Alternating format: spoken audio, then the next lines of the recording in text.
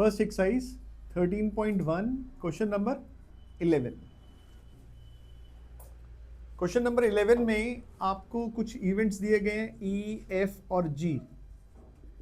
कह रहे हैं अगर आप एक डाई को थ्रो करते हो तो ई क्या है 1 2 3 1 3 5, एफ क्या है 2 3 और जी क्या है 2 3 4 5। फर्स्ट पार्ट में क्या फाइंड आउट करना है? E by F and F by E. तो ई इंटरसेक्शन एफ, ई और एफ में कॉमन हो गया 3। ई का प्रोबेबिलिटी कितना हुआ? ये जो दिया हुआ है आउटकम्स हमें, ये एक डाई को थ्रो किया गया है। ऊपर क्वेश्चन में लिखा है एक डाई को थ्रो किया, ई इवेंट ये एफ ये जी ये ई इंटरसेक्शन एफ, दोनों का कॉमन ई और एफ का। ई का प्रोबेबिलिटी, एफ का प्रोबेबिलिटी, जी का प्रोबेबिलिटी और ई इंटरसेक्शन एफ का प्रोबेबिलिटी। अगर हमें ई बाय एफ निकालना है तो E intersection F divided by F करेंगे, और अगर एफ बाय ई निकालना है तो E intersection F divided by E करेंगे। तो पहले वाले पार्ट का आंसर आ गया 1/2 और दूसरे वाले पार्ट का आंसर आ गया 1/3। क्लियर? सेकेंड पार्ट में क्या लिखा है? E by G and G by E. तो उस केस में हम ई और जी का इंटरसेक्शन निकालेंगे। ई इंटरसेक्शन जी, ई और जी में क्या कॉमन है? 3 और 5। तो प्रोबेबिलिटी ऑफ ई इंटरसेक्शन जी हो जाएगा 2/6। आपको जब मैंने फॉर्मूला लिखवाया तो मैंने a by B, B by A, E by F नहीं कराया, मैंने कहा 1/2। 1 का प्रोबेबिलिटी व्हेन 2 इज नोन, तो 1 intersection 2 divided by probability of 2। 1 और 2 की जगह पे जो मर्जी आ जाए। तो अगर e बाय जी आया है तो e intersection D G divided by G, this will be g intersection e divided by e। This is 2/6 divided by 4/6।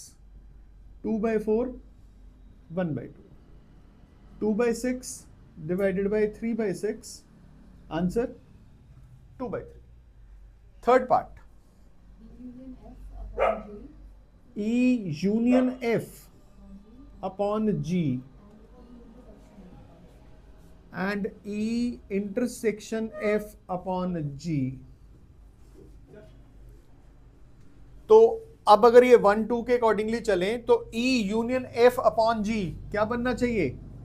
E union F intersection G divided bye probability of G। E union F, E और F का union हो जाएगा 1 2 3 5, और E union F intersection G will be 2 3 5।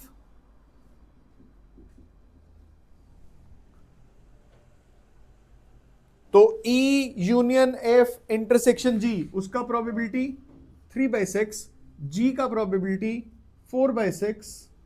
तो ये answer आ गया आपके पास 3/4। इसका सेकंड पार्ट क्या कहता है? E intersection F by G। अब क्या करेंगे? E intersection F intersection G divided by G, यानी E F और G तीनों में common. E intersection F intersection G, E F G तीनों में कॉमन क्या है? 3। तो इस बार क्या होगा? This will B 1/6 divided by answer सारे पार्ट्स।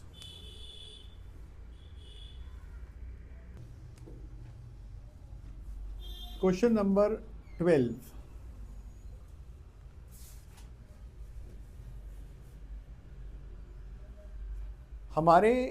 मेरे घर के सामने वाले घर में ना 2 बच्चे हैं।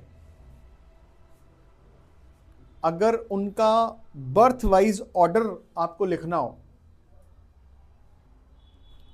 तो आप क्या लिखोगे कि आप कहोगे हो सकता है बड़ा लड़का भी हो, छोटा भी लड़का हो। आप कह सकते हो कि बड़ा लड़का होगा, छोटी लड़की होगी। आप कहोगे छोटी लड़की होगी, बड़े वाला लड़का होगा, बड़े वाला लड़का, है ना, बड़ी लड़की और छोटी लड़की। ये 4 पॉसिबिलिटी बनती है। अगर मैं आपको कहूं कि मैं जहां रहता हूं उसके सामने वाले घर में 2 बच्चे हैं, तो उनमें बड़ा छोटा कौन होगा, उसके सैंपल स्पेस ये बनेगा। अब अगर मुझे कह दिया जाए ट्विंस नहीं है, ये बोल दिया है, और ट्विंस में भी छोटा बड़ा गिनते हैं वो लोग, चाहे वो 2 मिनट 5 मिनट है ना, तो फिर भी तो छोटा बड़ा ही होता है, फिर बराबर कैसे हुए। अब आपको कह रहा है कि इस बात की क्या प्रोबेबिलिटी है कि वो दोनों गर्ल्स हैं, जब हमें पता है यंगर इज अ गर्ल, यही है ना, यंगर इज अ गर्ल ना, younger is both are girls. इसका मतलब अगर यंगर गर्ल है तो क्या पॉसिबिलिटी है, गर्ल 1 गर्ल 2 या बॉय 1 गर्ल 2। छोटी वाली जो है वो लड़की है, तो इंटरसेक्शन क्या आया, G1 G2। अब A का प्रोबेबिलिटी कितना है, 1/4। B का प्रोबेबिलिटी कितना है, 2/4। इंटरसेक्शन का प्रोबेबिलिटी कितना है, 1/4। हमें क्या निकालना है, A/B। हमें निकालना है बोथ आर गर्ल्स, जब हमें पता है कि छोटी वाली गर्ल है। तो फॉर्मूला वही, A intersection B divided by B, this is 1/4 divided by 2/4। इसी का सेकंड पार्ट है जिसका A तो सेम है लेकिन B कह रहा है एटलीस्ट 1 गर्ल है।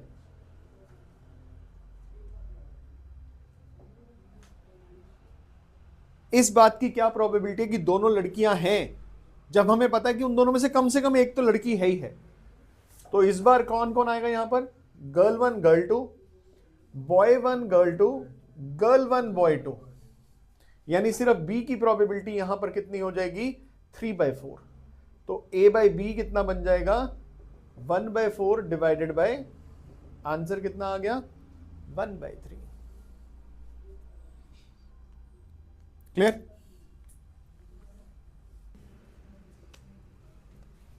क्वेश्चन नंबर 13, हमारे पास 2 तरह के क्वेश्चन है, ट्रू फॉल्स और MCQ, और इजी और डिफिकल्ट।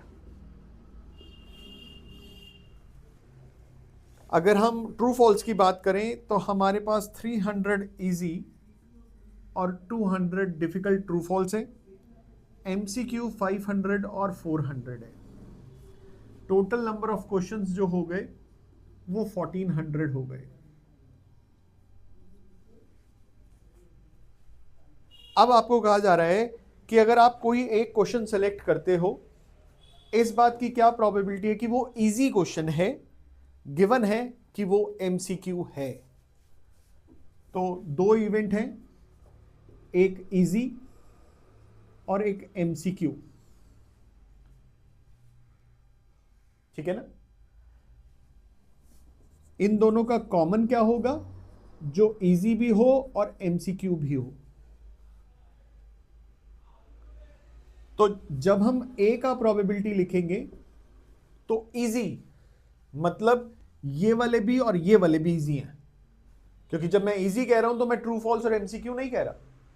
तो MCQ और इजी मिला के इजी कितने हैं, ट्रू फॉल्स और MCQ मिला के इजी हैं 800 आउट ऑफ 1400। जब हम MCQ की बात कर रहे हैं तो MCQ टोटल है 900 आउट ऑफ 1400, क्योंकि जब मैं MCQ की बात कर रहा हूं तो मैं इजी और डिफिकल्ट की बात नहीं कर रहा। इजी MCQ वो हमें टेबल में से दिख रहे हैं, वो 500 है, और हमें निकालना है A/B। हमें इजी की प्रोबेबिलिटी निकालनी है, हमें गिवन है कि वो MCQ है। तो अब आपका basic formula 500 by 1400 divided by, तो ये आंसर आया 5/9। अगर हमें 2 या 3 नंबर लेने तो हमें ऐसे करके दिखाना पड़ेगा। और मैंने आपको बताया था कि अगर ये एमसीक्यू में आ जाए तो जो गिवन है वो टोटल चॉइसेस है। ये 900 टोटल है, उसमें से इजी कौन से हैं? 500 है, तो आंसर 5/9 हो गया।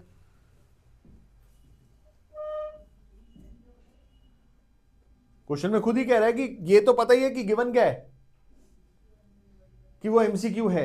एमसीक्यू है तो इसका मतलब 900 में से कोई एक क्वेश्चन है, उसके इजी होने के क्या चांसेस है? 500 out of 900। Clear?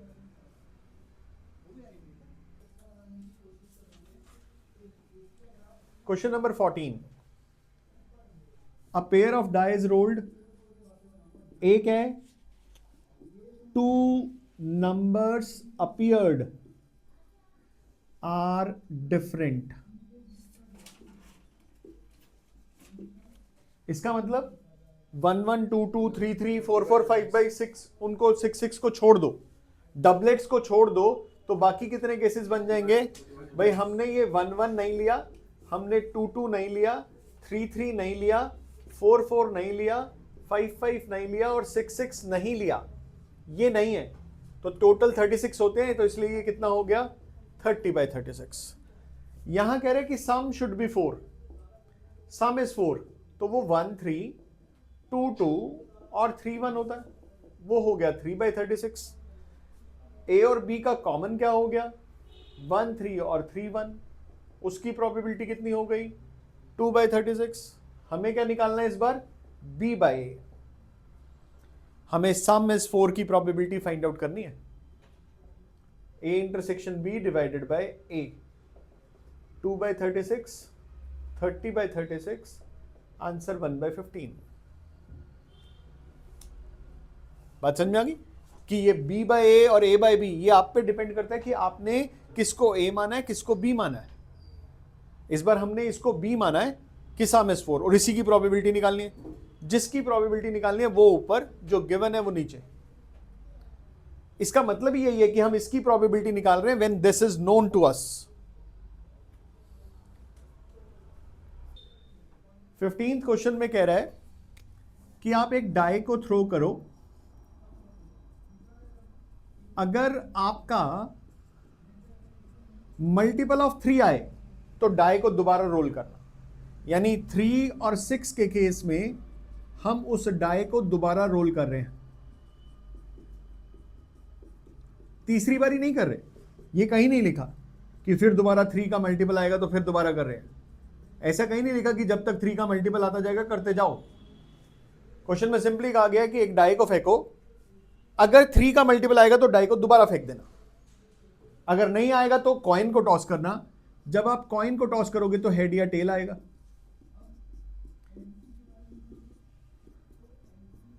Eleventh class में ये सारा किया हमने सैंपल स्पेस लिखते टाइम। अब ए और बी दो इवेंट्स हैं जिसमें ए कह रहा है कि नंबर 3 अपीयर्ड एटलीस्ट वंस, ये है ना, और यहां कह रहा है टेल ऑन द कॉइन। अगर आप दोनों के केसेस को लिखोगे तो ए और बी में कुछ भी कॉमन नहीं आएगा। भाई जब टेल आएगा तो 3 तो आएगा ही नहीं, तो चाहे आपको ए बाय बी निकालना है, चाहे आपको बी बाय ए निकालना है, दोनों का आंसर 0 हो जाएगा, क्योंकि इंटरसेक्शन 0 है, कोई केस कॉमन ही नहीं है। क्लियर?